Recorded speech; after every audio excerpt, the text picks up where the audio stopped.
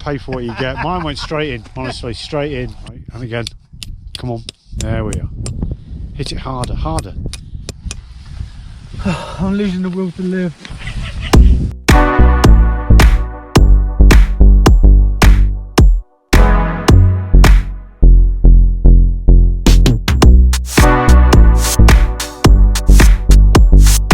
I mean, this is a good test.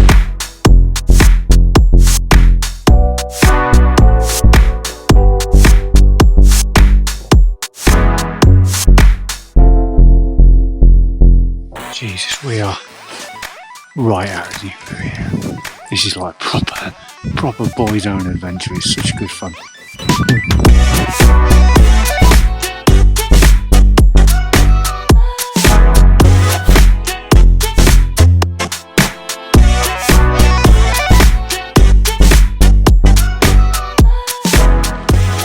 Right, I'm just reorging my kit in the field, and I just wanted to talk about number one, which is basically sorting your kit out when you're on the road and you're going moto camping. So naturally it falls, generally speaking, into three areas. You've got possibly, everybody's different, but generally you may have 2 panniers and maybe some kind of roll mat, roll bag on the back, okay? If not, obviously you can still configure this somehow. So in each sort of compartment, if you like, you want to logically sort the kit out. So for example, in this left-hand pannier, I've all my sleeping system, sleeping bag, roll mat, inflatable mattress, whatever you've got, yeah, and perhaps a pillow. Lob that in there. Again, that's going to be dependent on the size of your sleeping bag, etc., because they can take up a lot of room, but if you've got a nice expensive one, it'll be nice and small. On the other side, I generally keep things like my clothes, my food, stuff like that, and then with a roll mat on the back, my bag on the back, I'll keep my living quarters, my tent, my chair, and accessories I need for that, and like my cooker and things like that. But the thing is, then what I'll do is I'll sub break down each of these little compartments, and I use a system of colour coding, which makes it even easier. So blue, for example, for me is all my clothes, green is all my food. When I'm talking about my roll bag, red is everything to do with my tent, that's my fly sheet. And then if anything's wet, I can put it separate in there. So it just makes my life a little bit easier. Now, you obviously, over a period of time, the longer you're on the road, you're going to get to know everything is anyway, but it just makes it really easy. I can just reach in and grab. Of course, you could run with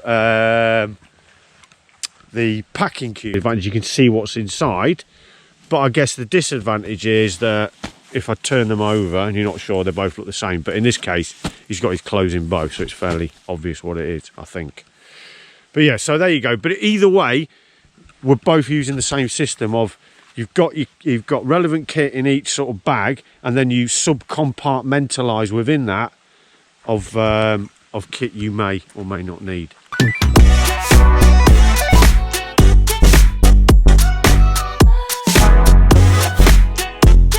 Okay, when you leave from your home out on your motorbike trip, you'll have packed your bags, and your bags are probably not going to be as packed as well again during the whole motorcycle tour.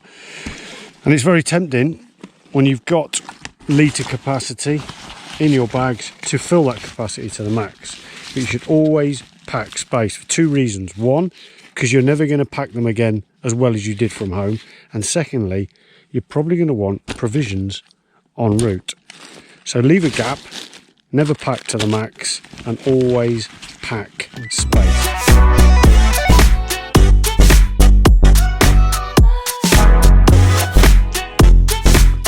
Never be tempted to carry any form of liquids in a bag with stuff that you don't want to get wet. You will probably get away with it, maybe for a month, maybe for a year, but at some point it will bite you. Ideally, secure them separately away from everything else, or even better, have a separate method for transporting them on your bike.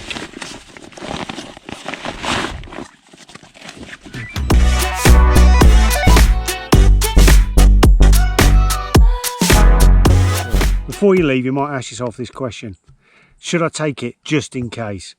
If you're asking yourself the question, should I take it just in case, then you probably don't need it. The only 2 things that I take just in case is first aid kit and a toolkit.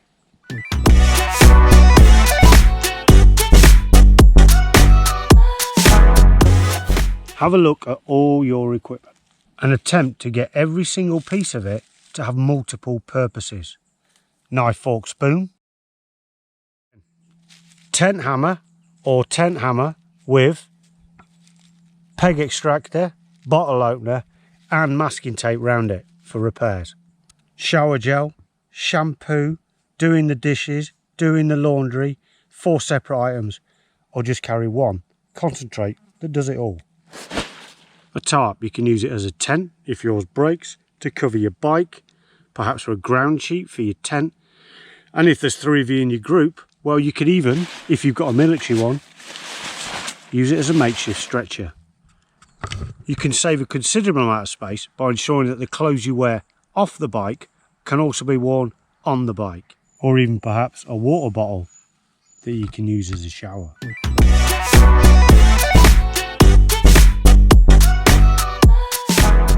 Nothing beats the croc or equivalent.